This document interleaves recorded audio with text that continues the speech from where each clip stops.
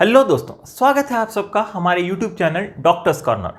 आज हम बहुत इंपॉर्टेंट टॉपिक ECG यानी कि द इलेक्ट्रोकार्डियोग्राम के बारे में डिस्कशन करेंगे। ये टॉपिक बहुत वास्ट है। हम बहुत से बेसिक्स यानी सेलुलर लेवल से लेके पूरा क्लिनिकल एप्लीकेशन तक इस टॉपिक्स के बारे में डिस्कशन करेंगे। तो इस टॉपिक्स को हम डिफरेंट पार्ट्स में डिस्कशन करेंगे, ठीक है। आज का टॉपिक जो है बहुत बेसिक्स है, यानी कि फिजियोलॉजी ऑफ इलेक्ट्रोकार्डियोग्राम, यानी कि ECG वेव्स बनते कैसे हैं और उसको इंटरप्रेट करेंगे electrical activity of the heart के जरिए। तो जो भी हमारे चैनल पे न्यू हैं, मैं उनसे रिक्वेस्ट करता हूं कि वो हमारे चैनल को सब्सक्राइब करिए और नोटिफिकेशन बटन को क्लिक करिए, ताकि आपको हमारे नेक्स्ट जो हम ये सीरीज में वीडियोस बनाने वाले हैं आपको उसके बारे में इंफॉर्मेशन मिल जाए, ठीक है। आज आइए हम इसके बारे में डिस्कशन करते हैं, इलेक्ट्रोकार्डियोग्राम या ECG, ठीक है। आज का टॉपिक जो है बहुत बेसिक रहेगा कि ECG वेव्स बनते कैसे हैं और ECG का माने क्या है और उसमें डिफरेंट पार्ट्स टाइप्स के वेव्स या इंटरवल्स या सेगमेंट्स क्या होते हैं उसके बारे में डिस्कशन करेंगे, ठीक है। तो आइए पहले आते हैं डेफिनेशन, यानी ECG है क्या। तो जैसे आप लोग जानते होंगे, हार्ट के अंदर एक इलेक्ट्रिकल एक्टिविटी होती है। तो इलेक्ट्रिकल एक्टिविटी, उसी इलेक्ट्रिकल एक्टिविटी के हार्ट को अगर हम किसी ग्राफ पेपर पे रिप्रेजेंट कर दें बाहर आउटसाइड, तो उसे कहते हैं, वो रिकॉर्डिंग को कहते हैं इलेक्ट्रोकार्डियोग्राम, और इसी प्रोसीजर को कहते हैं इलेक्ट्रोकार्डियोग्राफी। और जो इंस्ट्रूमेंट यानी कि ECG मशीन है उसको कहते हैं इलेक्ट्रोकार्डियोग्राफ, ओके। तो बेसिकली ECG जो है एक रिकॉर्डिंग होती है जो हार्ट की इलेक्ट्रिकल एक्टिविटी को रिप्रेजेंट करती है। अगर हम इंग्लिश में इसका डेफिनेशन देखें तो the summed electrical activity of all the cardiac muscle when recorded extracellularly is known as ECG, ठीक है। तो ECG को शॉर्ट फॉर्म में ECG कहते हैं। बाज कंट्रीज में इसको, जैसे कि ग्रीस वगैरह में, ग्रीक लैंग्वेज में EKG भी कहा जाता है। तो माने सेम ही है, ECG या EKG यानी इलेक्ट्रोकार्डियोग्राम, जो ग्राफ जो रिकॉर्ड किया जाता है हार्ट की इलेक्ट्रिकल एक्टिविटी को, उसको कहते हैं ECG या EKG। चलिए अब हम आते हैं बहुत सी बेसिक्स पे कि ये एक्चुअली इलेक्ट्रिकल एक्टिविटी हार्ट में होती कैसी है और ये कैसे हम रिकॉर्ड करते हैं और कैसे विभिन्न प्रकार के वेव्स आ जाते हैं। तो उसके लिए हमें बहुत बेसिक्स जो है इलेक्ट्रोफिजियोलॉजी के बारे में डिस्कशन करना पड़ेगा, जो कि सेलुलर लेवल पे। तो मान लीजिए अभी मैं जो है एक हार्ट का मसल उतार रहा हूँ, सेलुलर लेवल पर डिस्कशन करेंगे, जिसको कार्डियक मसल कहते हैं, यानी कि मायोकार्डियम। तो आपको पता होगा मसल्स जो है बहुत से डिफरेंट टाइप्स के होते हैं, स्केलेटल मसल, स्मूथ मसल और जो है कार्डियक मसल। तो ठीक है, कार्डियक मसल का एक सेल है, ठीक है। उसके बाद और एक एडजेसेंट है। मैं आपको 2 से 3 सेल उतार के बता रहा हूँ अभी। तो इसके अंदर इलेक्ट्रिकल एक्टिविटी होती क्या है और इसी चीज़ को हम जो है कैसे रिकॉर्ड करते हैं। तो इसको समझने के लिए हमें पहले बेसिक टर्म्स, बेसिक डेफिनेशंस, कुछ electrical activity of the heart से रिलेटेड कुछ बेसिक टर्म्स हैं, उसके बारे में मालूम होना बहुत ज़रूरी है। तो पहले ही एक टर्म है RMP, यानी कि रेस्टिंग मेम्ब्रेन पोटेंशियल, जो कि कार्डियक मसल में तकरीबन -90 मिलीवोल्ट होता है, ठीक है। तो सभी सेल्स में एक रेस्टिंग मेम्ब्रेन पोटेंशियल होता है। अब ये रेस्टिंग मेम्ब्रेन पोटेंशियल क्या है, इसके डिटेल्स के लिए आप मेरे दूसरे लेक्चर पे प्लेलिस्ट में आपको जनरल फिजियोलॉजी में लेक्चर मिलेगा। रेस्टिंग मेम्ब्रेन पोटेंशियल में मैंने ऑलरेडी एक लेक्चर दिया है इन डिटेल। अभी मुझे टाइम परमिट नहीं करेगा कि मैं ये डिटेल्स फिर से बताऊं। तो जिन्हों को RMP यानी रेस्टिंग मेम्ब्रेन पोटेंशियल के बारे में पता नहीं है, प्लीज़ हमारे प्लेलिस्ट में जाके RMP के वीडियो पे एक बार देख लीजिएगा, ठीक है। तो रेस्टिंग मेम्ब्रेन पोटेंशियल हार्ट का जो है -90 मिलीवोल्ट है, यानी कि इंटीरियर ऑफ द सेल, यानी सेल के अंदर अगर हम देखें तो नेगेटिव चार्ज की मात्रा ज़्यादा होती है outside of the cell. Outside में ECF यानी एक्स्ट्रा सेलुलर फ्लूइड होता है, और इनसाइड जो है इंट्रासेलुलर फ्लूइड में जो है negative across the cell membrane. तो रेस्टिंग मेम्ब्रेन पोटेंशियल डेफिनेशन क्या है, the potential difference across the cell membrane at the resting condition of the heart. यानी अगर रेस्टिंग कंडीशन, हार्ट की अगर रेस्टिंग कंडीशन पे अगर हम पोटेंशियल डिफरेंस देखेंगे कोई सेल में, तो ये -90 मिलीवोल्ट होता है। इसी चीज़ को अगर हम ग्राफिकली रिप्रेजेंट करेंगे, तो अगर हम X एक्सिस में टाइम ड्यूरेशन रखें, Y एक्सिस में जो है मिलीवोल्ट यानी एम्पलीट्यूड रखें इलेक्ट्रिक करंट का, और यहाँ पे जो है मिली सेकेंड्स में यानी कि टाइम ड्यूरेशन रखें, तो यहाँ पे देखिए -90 मिलीवोल्ट पे रेस्टिंग मेम्ब्रेन पोटेंशियल, यानी अगर सेल स्टिमुलेट नहीं है, यानी कि अब रेस्टिंग कंडीशन पे है, तो उसका जो इलेक्ट्रिकल वोल्टेज है क्रॉस सेल मेम्ब्रेन वो -90 मिलीवोल्ट पे होता है। अब इसी सेल को अगर हम, तो इसको रिकॉर्ड कैसे करते हैं, कैथोड रेस ऑसिलोस्कोप के जरिए रेस्टिंग मेम्ब्रेन पोटेंशियल को रिकॉर्ड करते हैं। तो एक इलेक्ट्रोड सरफेस पे होता है और एक इलेक्ट्रोड को इनसाइड डाल दिया जाता है। और उसके अंदर जो है कुछ इलेक्ट्रोलाइट सोल्यूशन होता है और दोनों इलेक्ट्रोड को जो है एक वोल्टामीटर से अटैच किया जाता है और रीडिंग्स देखी जाती है। तो आमतौर पे अगर हम देखें, अगर इसी तरह की अगर सेटअप पे अगर रिकॉर्ड करें किसी सेल में, तो कार्डियक मसल के सेल में -90 मिलीवोल्ट होता है। डिफरेंट सेल्स में डिफरेंट होता है, जैसे कि नर्व सेल्स में -70 होता है, स्मूथ मसल्स में -55 मिलीवोल्ट होता है। डिफरेंट सेल्स में डिफरेंट रेस्टिंग मोमेंट पोटेंशियल होता है और हर सेल में रेस्टिंग मोमेंट पोटेंशियल होता है, ठीक है। फिर एक्शन पोटेंशियल, कब अगर इसी सेल को कोई इलेक्ट्रिकल स्टिमुलस दिया गया हो, कोई इलेक्ट्रिकल या केमिकल कोई भी स्टिमुलस दिया गया हो, तो कुछ इलेक्ट्रिकल एक्टिविटी सेल के अंदर जो है चेंजेस होते हैं। तो उस इलेक्ट्रिकल एक्टिविटी के जो चेंजेस जो पैदा होते हैं, कोई सेल अगर जब स्टिमुलेट होता है तो उस सीरीज ऑफ इलेक्ट्रिकल एक्टिविटी के चेंजेस को कहते हैं एक्शन पोटेंशियल, ठीक है। तो अगर इलेक्ट्रिकल एक्टिविटी का एक्शन पोटेंशियल अगर हम देखें कार्डियक मसल सेल का, तो कभी जब उसको इलेक्ट्रिकल स्टिमुलस दिया जाता है तो उसके जो सरफेस पे बहुत से आयोन चैनल्स होते हैं। तो आयोन चैनल्स होते हैं, तो जैसे ही इलेक्ट्रिकल स्टिमुलस दिया जाता है तो यहाँ पर जो है उसके जो आयोन चैनल्स हैं, जैसे कि सोडियम चैनल्स के ज़रिए सोडियम आयोन एंटर हो जाता है। तो पॉजिटिव चार्ज धीरे धीरे जो है इनसाइड का जो नेगेटिविटी है पॉजिटिव में बढ़ जाता है, यानी कि -90 से जो है ये चार्ज बढ़ के -80 हो जाएगा, फिर -70 हो जाएगा, -60 हो जाएगा, यानी कि सेल्स के अंदर पॉजिटिव हो जाएगा, क्योंकि बाहर से कैट आयन अंदर होता है। फिर जब एक थ्रेशोल्ड लेवल पे जब ये पहुंचता है तो sodium voltage dependent sodium channels खुलते हैं, तो बहुत एक साथ सोडियम आ जाता है, तो एक साथ जो है ये नेगेटिविटी जो है ये पॉजिटिविटी बन जाता है। और इस चीज़ को ये फेस को जब ये सोडियम आयोन्स जब खुल जाते हैं, जब इलेक्ट्रिकल स्टिमुलस जब दिया जाता है, इसे कहते हैं डीपोलराइजेशन। और रेस्टिंग कंडीशन में से कहते हैं पोलराइज्ड स्टेट, तो इसे कहते हैं डीपोलराइजेशन, ठीक है। तो डीपोलराइजेशन होने के बाद उसके बाद होता है एक प्लेटिव फेज। तो अगर हम action potential curve skeletal muscle का या नर्व का देखेंगे तो सीधा सीधा एक डीपोलराइजेशन होगी, फिर एक रीपोलराइजेशन की वेव होगी। बट यहाँ पर जो है एक प्लेटिव फेज हमें नज़र आता है। ये प्लेटिव फेज क्यों होता है कि कुछ देर के बाद जैसे डीपोलराइजेशन हो गया, पोटेशियम चैनल्स जो है खुल जाते हैं और पोटेशियम आयोन्स अंदर से बाहर निकलते हैं, ठीक है। पोटेशियम जब अंदर से बाहर जब पोटेशियम चैनल्स निकल जाते हैं तो फिर से इनसाइड में नेगेटिविटी होती है। लेकिन इसी वक्त simultaneously most importantly calcium channels खुल जाते हैं, जो कि स्लो ओपनिंग कैल्शियम चैनल्स होते हैं।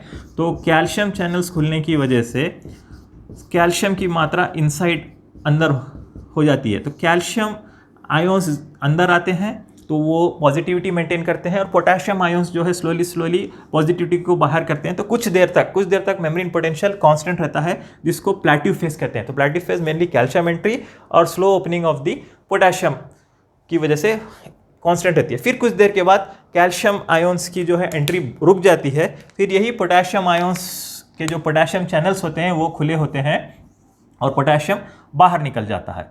तो पोटेशियम बाहर निकल जाने के बाद इनसाइड ऑफ द सेल फिर से नेगेटिव होता है, फिर से रेस्टिंग मेम्ब्रेन पोटेंशियल पे आ जाता है, ठीक है। तो इस चीज़ को कहते हैं एक्शन पोटेंशियल, ठीक है।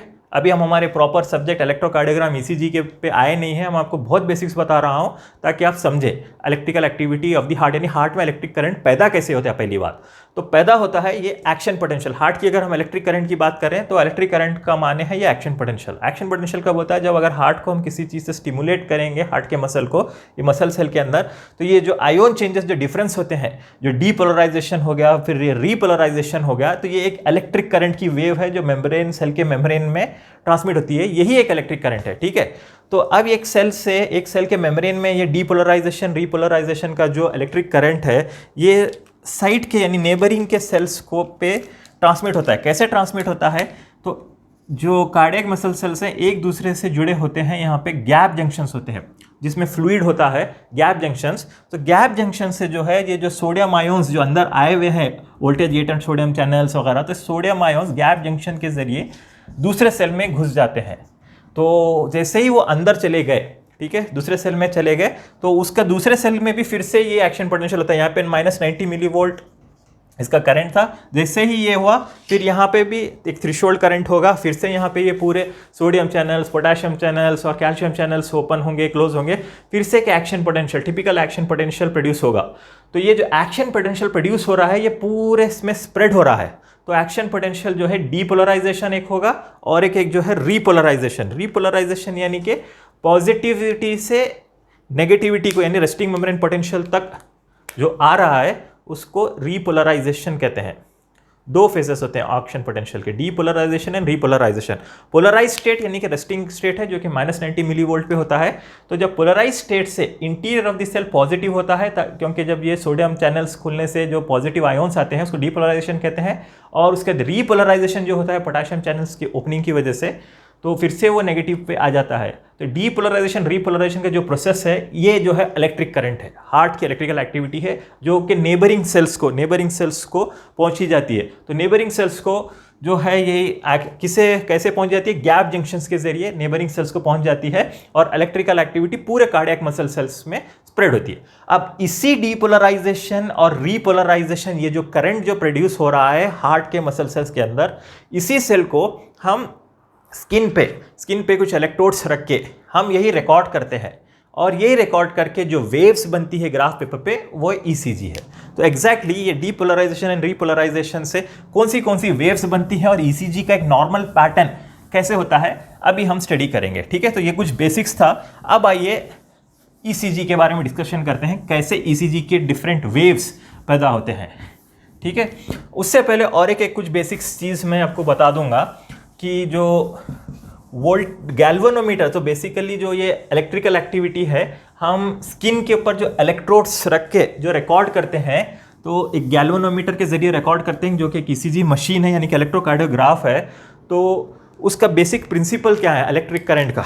मान लीजिए ये एक हार्ट है, ठीक है, अभी इस बारे में हम डिस्कशन करेंगे। एक रफ डायग्राम उतार रहा हूँ आपको मैं, ये हार्ट है। ठीक है, हार्ट के अंदर 4 चेम्बर्स होते हैं जैसे को आपको पता होगा, right atrium, left atrium, right ventricle और लेफ्ट वेंट्रिकल। ठीक है, लेफ्ट वेंट्रिकल की थिकनेस राइट वेंट्रिकल के मुकाबले ज़्यादा होती है। ठीक है, मैंने एक रफ डायग्राम उतारा है 4 चेम्बर्स को बताने के लिए हार्ट का। ठीक है, तो जो इलेक्ट्रिक करंट होता है बेसिकली जो इलेक्ट्रिकल स्टिमुलस होता है वो होता है यहाँ से एस से नोड जो कि राइट एट्रियम में रहता है, तो एस से नोड जो कि पेस मेकर होता है, तो यहाँ से जो है इलेक्ट्रिकल सिग्नल स्टार्ट होता है। तो ये कैसे ट्रांसफ़र होगा, ये ट्रांसफ़र होगा पहले एट्रियल मसल में। ठीक है, एट्रियल मसल में यानी कि लेफ्ट एट्रियम और राइट एट्रियम और लेफ्ट एट्रियम में। फिर उसके बाद जो है ये जाएगा राइट वेंट्रिकल के अंदर और लेफ्ट वेंट्रिकल के अंदर जाएगा, और इसी रिकॉर्डिंग्स को जो इलेक्ट्रिकल एक्टिविटी जो जैसे ये जा रहा है इसको जो हम रिकॉर्ड करते हैं वो ईसीजी वेव्स में आएगा। तो वीसीजी वेव्स को समझने के लिए और एक चीज़ आपको बेसिक्स बताऊंगा। मान लीजिए ये हार्ट का मसल है, ये लेफ्ट वेंट्रिकल है, ये राइट वेंट्रिकल है। तो लेफ्ट वेंट्रिकल जैसे मैंने आपको बताया काफ़ी थिक होता है as compare to right ventricle. तो हम मान लीजिए एक ये वेंट्रिकल मसल का एक टुकड़ा लेते हैं। ठीक है, मान लीजिए यहाँ पे एक वेंट्रिकल मसल का एक पीस है, छोटा सा हम पीस लेते हैं। तो इस मसल के अंदर जो है बहुत से सेल्स होते हैं, वेंट्रिकल मसल के अंदर काफ़ी सेल्स हैं। ये जो है मायोकार्डियल सेल्स हैं, कार्डियक मसल सेल्स हैं। ठीक है, और एक दूसरे से ये कनेक्टेड है गैप जंक्शंस के जरिए। ठीक है, अगर एक में इलेक्ट्रिकल एक्टिविटी डीपोलराइजेशन हुआ तो वेव ऑफ डीपोलराइजेशन जो है स्प्रेड होती है दूसरे को। तो मान लीजिए ये एक मसल का मैंने टुकड़ा लिया, उसके अंदर काफ़ी सेल्स हैं। ठीक है, काफ़ी सेल्स हैं ये मसल सेल्स का।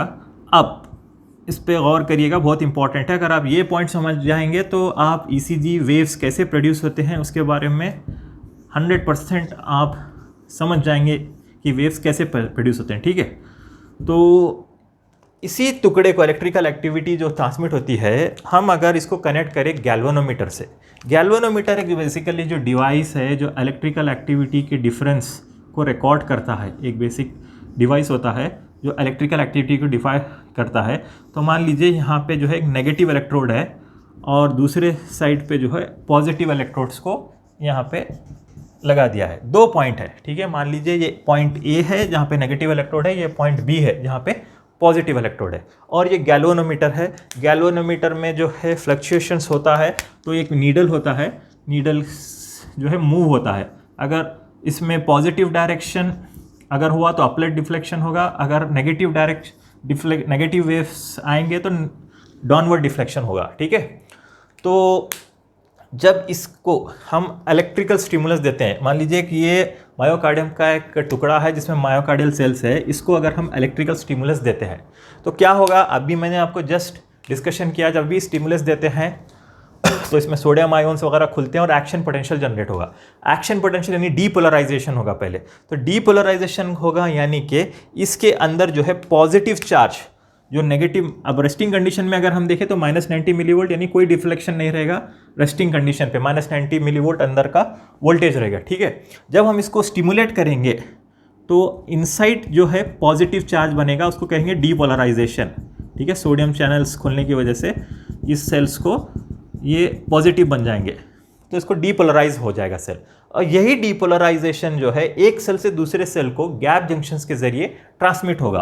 तो अब ये जो नेबरिंग सेल्स है सभी सेल जो है पॉजिटिव बन जाएंगे, तो ये पॉजिटिव हो गया, फिर ये जो है फिर से दूसरे साइड के सेल को सबको जो है स्टिमुलेट करेगा। तो अल्टीमेटली जो देखिए यहाँ से जो करंट, जो डीपोलराइजेशन करंट है, यानी कि जो पॉजिटिव करंट है, डीपोलराइजेशन करंट, पॉजिटिव जो करंट है नेगेटिव इलेक्ट्रोड से पॉजिटिव इलेक्ट्रोड को पहुंच रहा है, क्योंकि हमने नेगेटिव इलेक्ट्रोड के यहाँ पे स्टिमुलेट किया है। ठीक है, तो अगर हम यहाँ से अगर स्टिमुलेट करते हैं और अगर डीपोलराइजेशन करंट पॉजिटिव इलेक्ट्रोड पे जा रहा है, यानी कि पॉजिटिव करंट, डीपोलराइजेशन करंट यानी पॉजिटिव करंट अगर पॉजिटिव इलेक्ट्रोड के तरफ जा रहा है, तब डिफ्लेक्शन जो है नीडल का पॉजिटिव बताया जाएगा। ठीक है, डिफ्लेक्शन जो है पॉजिटिव बताया जाएगा और जो ये नीडल है यहाँ पे पॉजिटिव डिफ्लेक्शन बताएगा। ठीक है, यानी कि ये बेसिक्स याद रखिए, अगर डीपोलराइजेशन करंट जो है पॉजिटिव इलेक्ट्रोड की तरफ जाएगा, डीपोलराइजेशन करंट यानी कि पॉजिटिव करंट, अगर इसको हम पॉजिटिव करंट के जरिए यहाँ पे आएगा तो पॉजिटिव डिफ्लेक्शन बताएगा।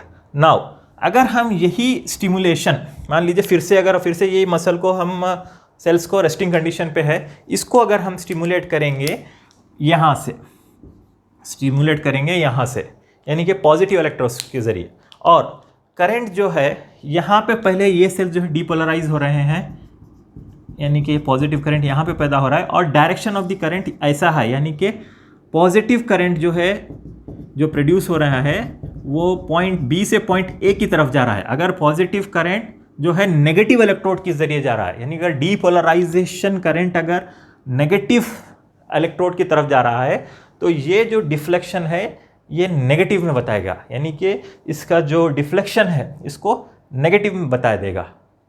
ठीक है, समझ रहे हैं आप? अगर डीपोलराइजेशन करंट जो कि पॉजिटिव करंट है, अगर पॉजिटिव चार्जेस, पॉजिटिव करंट अगर पॉजिटिव इलेक्ट्रोड की तरफ जा रहा है तो गैल्वेनोमीटर रिकॉर्डिंग पॉजिटिव वेव बताएगा, यानी कि डिफ्लेक्शन अब बताएगा।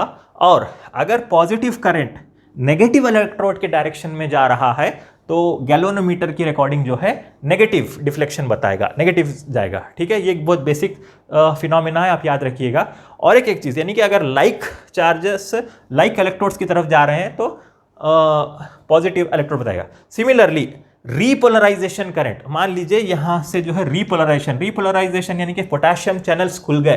फिर से याद रखिएगा एक्शन पोटेंशियल, इसलिए मैं आपको बताया था कि एक्शन पोटेंशियल के बारे में। रीपोलराइजेशन में क्या होता है, पोटेशियम चैनल्स खुल जाते हैं और पोटेशियम आयन जो है सेल के अंदर से सेल के बाहर चले जाते हैं, तो सेल के अंदर जो है नेगेटिविटी होती है। तो ये जो रीपोलराइजेशन करंट है, रीपोलराइजेशन करंट यानी कि इनसाइड सेल जो है नेगेटिव बन जाता है। तो अगर नेगेटिव चार्जेस अगर नेगेटिव इलेक्ट्रोड को तरफ भी हो रहा है तो भी पॉजिटिव डिफ्लेक्शन होगा, यानी कि अगर सेम चार्ज सेम इलेक्ट्रोड के डायरेक्शन में जा रहा है, यानी कि पॉजिटिव चार्ज पॉजिटिव के डायरेक्शन में जा रहा है तो पॉजिटिव रहेगा, नेगेटिव चार्ज नेगेटिव के इसमें जा रहा है तो पॉजिटिव डिफ्लेक्शन होगा।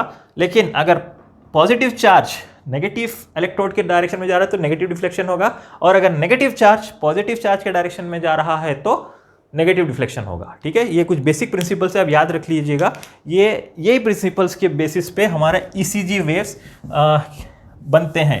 तो कैसे ईसीजी वेव्स रिप्रेजेंट होते हैं अभी हम देखते हैं। ठीक है, तो मान लीजिए इसमें ये हार्ट है जो बॉडी के अंदर है। ठीक है, अगर हम एक इलेक्ट्रोड ये जो इलेक्ट्रिकल एक्टिविटी डीपोलराइजेशन रिपोलराइजेशन या इलेक्ट्रिकल एक्टिविटी जो ईच कार्डियक इवेंट यानी कार्डियक साइकिल से होती है, ये इलेक्ट्रिकल एक्टिविटी स्किन पर स्प्रेड हो जाती है, क्योंकि बॉडी एक अच्छा सा वॉल्यूम कंडक्टर है, तो यानी कि गुड कंडक्टर ऑफ इलेक्ट्रिसिटी, यानी इलेक्ट्रिसिटी सप्लाई ट्रांसमिट होगी। तो ये जो ट्रांसमिट होगी, तो मान लीजिए यहाँ पर हमने एक इलेक्ट्रोड रख लिया, ठीक है, एक ह्यूमन बॉडी है, ह्यूमन बॉडी के अंदर मान लीजिए हम एक इलेक्ट्रोड इधर रखें,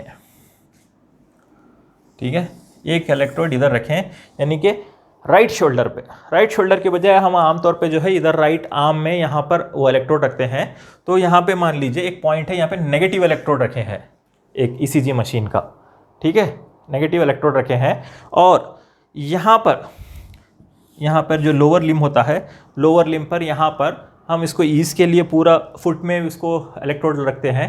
तो लोअर लिम्ब, मान लीजिए कि ह्यूमन बॉडी है, यहाँ पे राइट लेग है, लेफ्ट लेग है, ये जो है राइट आर्म है, ये लेफ्ट आर्म है, ठीक है, ये ह्यूमन बॉडी है, उसके अंदर ये हार्ट है। मैंने डिस्प्रोपोर्शनेट बताया, पूरे बॉडी में हार्ट बताया है ताकि आप एक्सप्लेन करें, ओके, हार्ट तो इतना यहीं पर होता है प्रीकॉर्डियम में। तो मान लीजिए ये ह्यूमन हार्ट, ये ह्यूमन बॉडी में ये राइट आर्म है, ये लेफ्ट आर्म है, ये लेफ्ट लेग है, ये राइट लेग है, ठीक है। तो अगर हम राइट आर्म में एक नेगेटिव इलेक्ट्रोड रखें और लेफ्ट लेग में पॉजिटिव इलेक्ट्रोड रखें, ठीक है, और इन दोनों को हम कनेक्ट करते हैं, इन दोनों को कनेक्ट करते हैं हम एक वोल्टामीटर पे, ठीक है, एक गैल्वेनोमीटर जो इलेक्ट्रिकल एक्टिविटी को जो रिकॉर्ड करता है, जिसकी एक नीडल होती है, इसकी एक नीडल होती है जो डिफ्लेक्शन। अगर रेस्टिंग कंडीशन पे, जब हार्ट के जो भी सेल्स हैं, मायोकार्डियल सेल्स, एट्रियम या वेंट्रिकल के जो भी सेल्स हैं रेस्टिंग कंडीशन पे हैं, अगर हम यहाँ पे एक इलेक्ट्रोड रखें और यहाँ पर एक इलेक्ट्रोड रखें, ठीक है, और दोनों को कनेक्ट कर दिया और गैल्वेनोमीटर पे हम रिकॉर्डिंग देखेंगे, तो रेस्टिंग कंडीशन में कोई डिफ्लेक्शन नहीं होगा और हमें एक सीधी लाइन नजर आएगी, ठीक है, जिसको आइसोइलेक्ट्रिक लाइन कहते हैं, कोई डिफ्लेक्शन नहीं होगा, कोई इलेक्ट्रिकल एक्टिविटी नहीं है, ठीक है। जब इलेक्ट्रिकल एक्टिविटी प्रोड्यूस होती है, यानी डीपोलराइजेशन रिपोलराइजेशन होती है, तो अगर यहाँ पे पॉजिटिव चार्ज यानी डीपोलराइजेशन वेव अगर इस डायरेक्शन में जाएगा, यानी पॉजिटिव इलेक्ट्रोड के जरिए जाएगा, तो पॉजिटिव रिफ्लेक्शन होगा। अगर नेगेटिव चार्ज पॉजिटिव डायरेक्शन के थ्रू जाएगा तो नेगेटिव डिफ्लेक्शन होगा, या वाइस वर्सा, ठीक है। तो अभी देखते हैं हम ये जो हार्ट की जो बनावट है, इसमें कैसे इलेक्ट्रिकल एक्टिविटी किस तरह जाती है। तो ये है एसए नोड जो कि मेन पेसमेकर है, यहाँ से जो है इलेक्ट्रिकल एक्टिविटी की शुरुआत होती है, ठीक है। ये जो एसए नोड है, ये एसए नोड है, ये क्या करता है, ये जो है इलेक्ट्रिकल एक्टिविटी यहाँ से जो है स्प्रेड होके ये जो एट्रियल मसल में स्प्रेड हो जाती है। जैसे अभी मैंने आपको बताया, यहाँ से जो स्टिमुलेट होता है, जो एक्शन पोटेंशियल का जो डीपोलराइजेशन वेव है, ये पूरे एट्रियल मसल में, यानी कि जो राइट एट्रियम से होते हुए पूरे लेफ्ट एट्रियम तक जाएगा। और ये डायरेक्शन जो है इसका करंट का जो है downwards and towards the left side है, ठीक है, downwards and towards the left side है, ठीक है। ये जो इलेक्ट्रिकल एक्टिविटी है, ये इलेक्ट्रिकल एक्टिविटी अगर हम ये पूरे कार्डियक मसल की जो इलेक्ट्रिकल एक्टिविटी है, जो हमारे एसए नोड से जो ट्रांसमिट हो रही है downwards and towards the left side, हम एक एरो मार्क के जरिए रिप्रेजेंट कर सकते हैं। ये एक बड़ा एक एरो मार्क्स के जरिए रिप्रेजेंट कर सकते हैं हम ये इलेक्ट्रिकल एक्टिविटी को, जो कि downward and towards the left side है। और इस एरो को कहते हैं कार्डियक वेक्टर।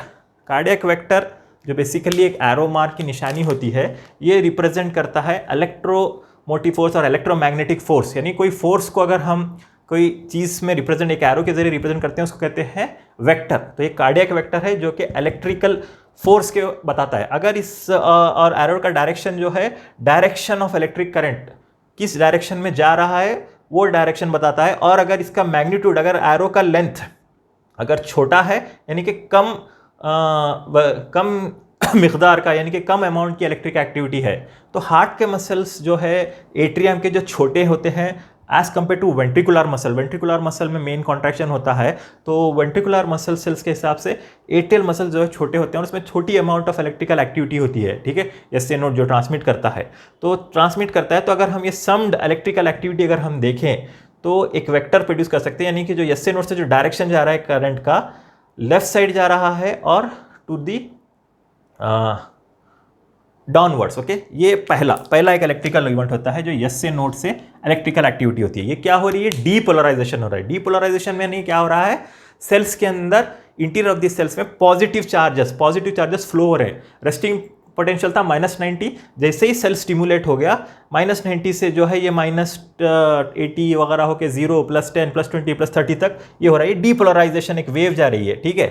तो इस वेव्स को, जो डीपोलराइजेशन की जो वेव्स जो जा रही है, ये पॉजिटिव चार्जेस जो है पॉजिटिव इलेक्ट्रोड के डायरेक्शन में जा रही है, ठीक है।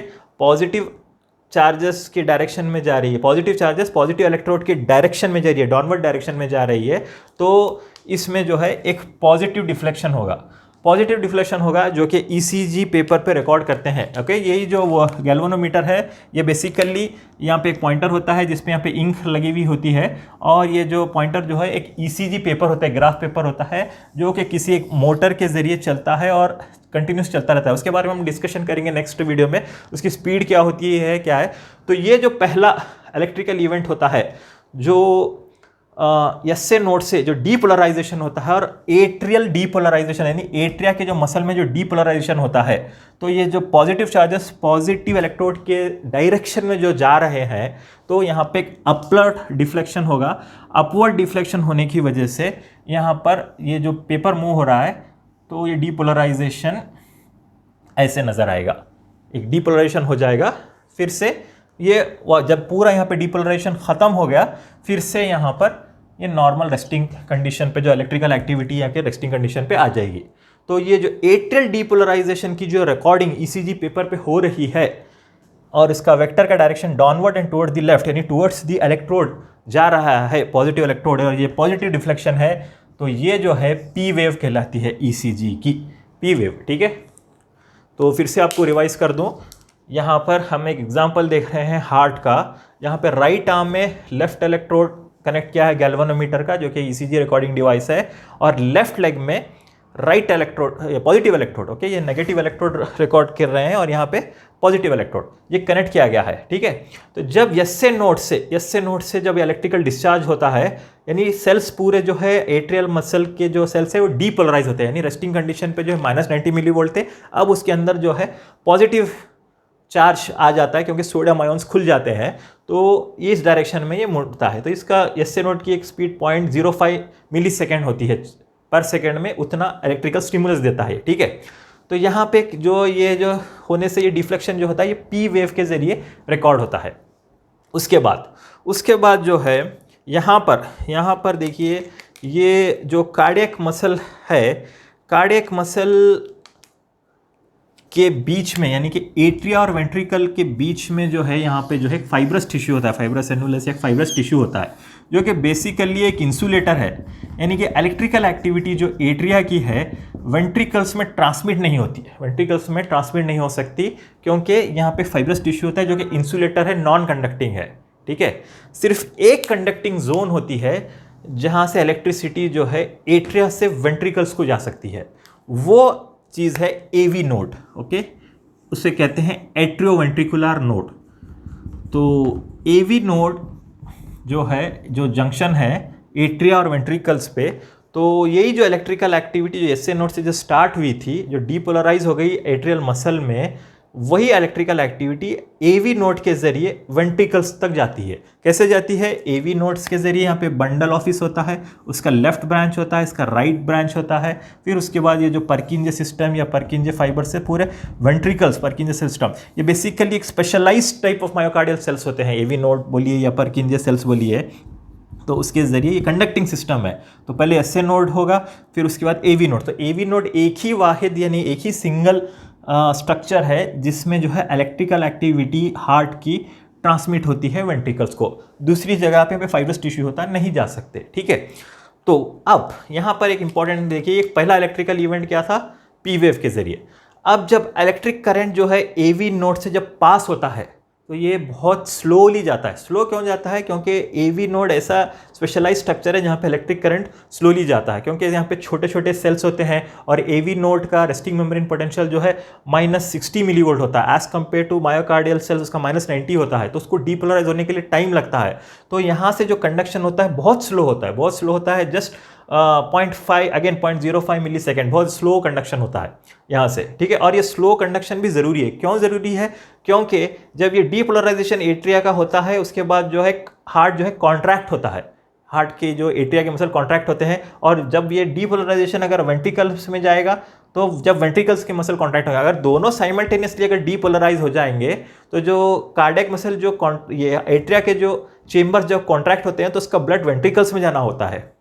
अगर दोनों साइमल्टेनियसली कॉन्ट्रैक्ट होंगे तो ये जो ब्लड है एट्रिया से वेंट्रिकल्स में नहीं जाएंगे, तो इस वजह से वो टाइम पे ये जो है मसल रिलैक्स रहते हैं वेंट्रिकल, तो इसलिए स्लो हो जाता है एवी नोड पे। इसके बहुत से रीजंस हैं। एक तो यहाँ पे इसका जो रेस्टिंग, इसका जो एक्शन पोटेंशियल होता है कैल्शियम की वजह से होता है, स्लो कैल्शियम, जो दूसरी जगह दूसरे सेल्स पे सोडियम की वजह से होता है, जो कि फास्ट कंडक्शन होता है। ठीक है, इसका जस्ट कम है। अगर हम परकीनियस सेल्स में देखें तो 4 मिली सेकेंड्स इसकी जो स्पीड होती है कंडक्शन, इसकी जस्ट 0.05 मिली सेकेंड।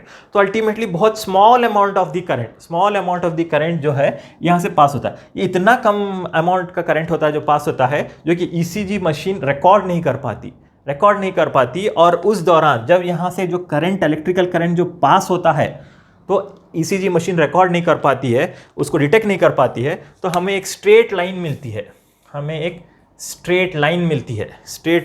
है।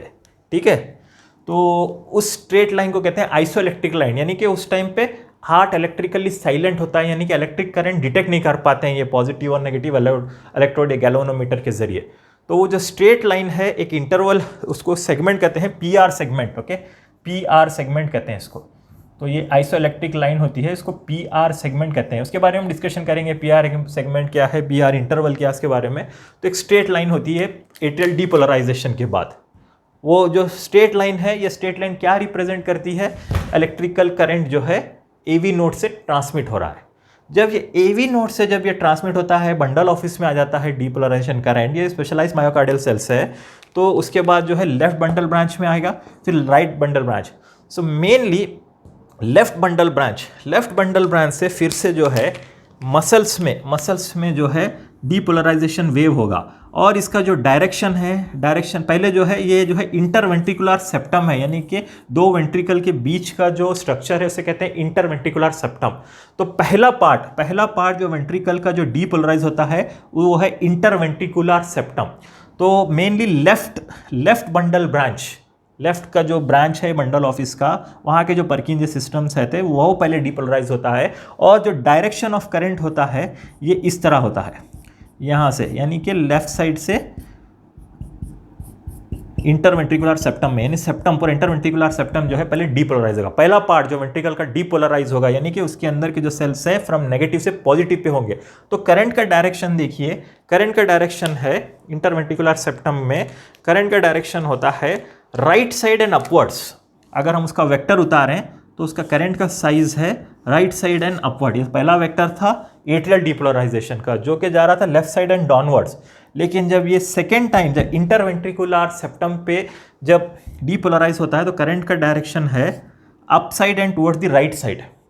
तो जब करंट यानी कि जो पॉजिटिव चार्जेस अगर नेगेटिव इलेक्ट्रोड के डायरेक्शन में जा रहे हैं, पॉजिटिव चार्जेस अगर नेगेटिव इलेक्ट्रोड के डायरेक्शन में जा रहे हैं तो डिफ्लेक्शन क्या होगा, मैंने हम को बताया था, तो डिफ्लेक्शन होगा नेगेटिव। तो ये डिफ्लेक्शन नेगेटिव वेव पैदा होगी, तो एक नेगेटिव डिफ्लेक्शन होगा। तो ये नेगेटिव डिफ्लेक्शन जो हो रहा है इसे कहते हैं क्यू वेव जो कि ईसीजी में होता है, नेगेटिव डिफ्लेक्शन। वो क्या रिप्रेजेंट करता है? Depolarization of the interventricular septum. यहाँ के सेल्स में जो है डीपोलराइजेशन होता है, ठीक है, इंटरवेंट्रिकुलर सेप्टल यानी सेप्टल डीपोलराइजेशन। और ये पॉजिटिव वेव जो है अपसाइड और राइट डायरेक्शन में जा रहे हैं, यानी नेगेटिव इलेक्ट्रोड के डायरेक्शन में। उसके बाद धीरे धीरे ये डीपोलराइजेशन वेव जो है अंदर से, यानी कि मायोकार्डियल के जो एंडोकार्डियल का रीजन से लेके पेरिकार्डियम तक जो है ये डीपोलराइजेशन वेव जाएगा, यानी कि मेन वेंट्रिकुलर मसल में जाएगा। तो ये मेन वेंट्रिकुलर मसल में जो है राइट वेंट्रिकल में इस डायरेक्शन में जाएगा, अंदर से बाहर की तरफ मेन वेंट्रिकुलर मसल, ये पर्किंजे फाइबर्स जैसे मैंने बताया था आपको, स्पेशलाइज्ड मायोकार्डियल सेल होता है जहाँ पे ट्रांसमिशन बहुत फास्ट होती है और इमीडिएटली पूरे वेंट्रिकल्स तक ये इलेक्ट्रिकल करंट स्प्रेड हो जाएगा, 4 मीटर्स पर सेकेंड की स्पीड्स पे जाएगा, और यहाँ पे जस्ट 0.05 था, ठीक है। तो इमीडिएटली जो है लेफ्ट वेंट्रिकल को अंदर से बाहर तक जो है करंट, ये जो डीपोलराइजेशन चाहेगा, ये कि नहीं कि मेजर वेंट्रिकुलर मसल यानी लेफ्ट और राइट वेंट्रिकल्स में पूरा जाएगा, और लेफ्ट वेंट्रिकल थोड़ा सा मोटा होता है as compare to right ventricle, ठीक है। तो जाएगा। तो अगर हम इसको सम अप करें जो ये डायरेक्शन है, सम अप करके अगर हम ये जो मेजर वेंट्रिकुलर इवेंट है, डीपोलराइजेशन हो रहा है, अगर हम सम अप करके इसको अगर हम एक वेक्टर बनाएं तो एक बहुत बड़ा वेक्टर होता है, क्योंकि इसका करंट पूरे वेंट्रिकुलर मसल को एक साथ पहुंच जाता है, बहुत बड़ा होता है, और उसका डायरेक्शन फिर से जो है डाउनवर्ड्स एंड टुवर्ड्स लेफ्ट होगा। लेफ्ट क्यों होगा? क्योंकि लेफ्ट वेंट्रिकल जो है यहाँ पे ज़्यादा इसमें मसल सेल्स होते हैं, ज़्यादा थिकनेस होती है, तो इसका डायरेक्शन टुवर्ड्स लेफ्ट रहेगा, डाउनवर्ड। तो अब ये देखिए, ये जो मेजर वेंट्रिकुलर इवेंट्स यानी जो वेंट्रिकल्स में जो ये डीपोलराइजेशन करंट पास हो रहा है, डीपोलराइजेशन करंट पास हो रहा है, इसका डायरेक्शन ये भी पॉजिटिव करंट है। तो पॉजिटिव करंट फिर से पॉजिटिव इलेक्ट्रोड पे जा रहा है, तो यहाँ पर एक पॉजिटिव वेव होगी और एक बहुत बड़ी वेव होगी, क्योंकि पूरा वेंट्रिकुलर मसल का स्ट्रेंथ बता रहा है। तो ये जो है एक बड़ी वेव होगी ईसीजी में, जो रिप्रेजेंट कर रही है वेंट्रिकुलर, मेजर वेंट्रिकुलर डीपोलराइजेशन। इसको कहते हैं R wave. Okay, positive deflection है, क्योंकि यहाँ पर डिफ्लेक्शन जो है डायरेक्शन पॉजिटिव इलेक्ट्रोड के थ्रू जा रहा है। ठीक है, उसके बाद जो वेंट्रिकल मसल के जो बेसेस होते हैं, वेंट्रिकुलर मसल के जो बेसेस होते हैं, वहाँ पे करंट जाएगा, और ये लास्ट पार्ट होगा वेंट्रिकल के। तो ये जो बेसिस में जो जा रहा है, इसका डायरेक्शन होता है upward and towards right. Okay, basis के यहाँ पे पहुँचने के बाद इसका जो करंट का जो डायरेक्शन है, ये स्मॉल मैग्नीट्यूड का करंट होता है, क्योंकि बेस में उतना मस्कुलेचर नहीं होता जैसे कि यहाँ पे एपेक्स में होता है। तो बेस में थोड़ा सा मस्कुलेचर होता है यहाँ पर। तो जो बेस के जो मसल्स के वेंट्रिकल्स के जो बेस जब रिपोलराइज होता है, इसका डायरेक्शन होता है upward and towards the right, और ये छोटा अमाउंट ऑफ वेक्टर है, यानी कि छोटी एरो। ठीक है, ये जो है थर्ड इवेंट था। ये फोर्थ इलेक्ट्रिकल इवेंट होता है, जो कि depolarization of the basal part of the ventricles. तो वेंट्रिकल्स तीन पार्ट्स में डीपोलराइज होती है। फर्स्ट इंटरवेंट्रिकुलर सेप्टम होता है, जो कि क्यू वेव रिप्रेजेंट करता है। फिर उसके बाद जो major portion of the ventricles depolarize होते हैं, जो कि आर वेव के बारे में रिप्रेजेंट करता है।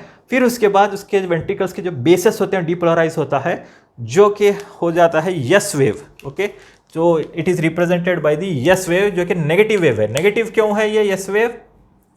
क्योंकि डायरेक्शन ऑफ द वेक्टर क्या है? पॉजिटिव चार्ज नेगेटिव इलेक्ट्रोड के जरिए जा रहा है, इस वजह से पॉजिटिव चार्जेस जो है डीपोलराइजेशन यानी कि पॉजिटिव करंट है, तो पॉजिटिव करंट नेगेटिव डायरेक्शन में जा रहा है, इस वजह से यस वेव जो है नेगेटिव है। ये जो क्यू आर एस जो है टुगेदर, इसको क्यू आर एस कॉम्प्लेक्स भी कहते हैं, क्यू आर एस कॉम्प्लेक्स एक साथ। ये क्यू आर एस कॉम्प्लेक्स क्या रिप्रेजेंट करता है? Ventricular depolarization. तो याद रखिए, एट्रियल डीपोलराइजेशन यानी कि पॉजिटिव करंट जो एट्रिया में जब ट्रांसमिट होता है, वो पी वेव रिप्रेजेंट करता है, और जो पॉजिटिव करंट जब वेंट्रिकल्स में जाता है, together Q R S complex के जरिए नजर आता है डीपोलराइजेशन।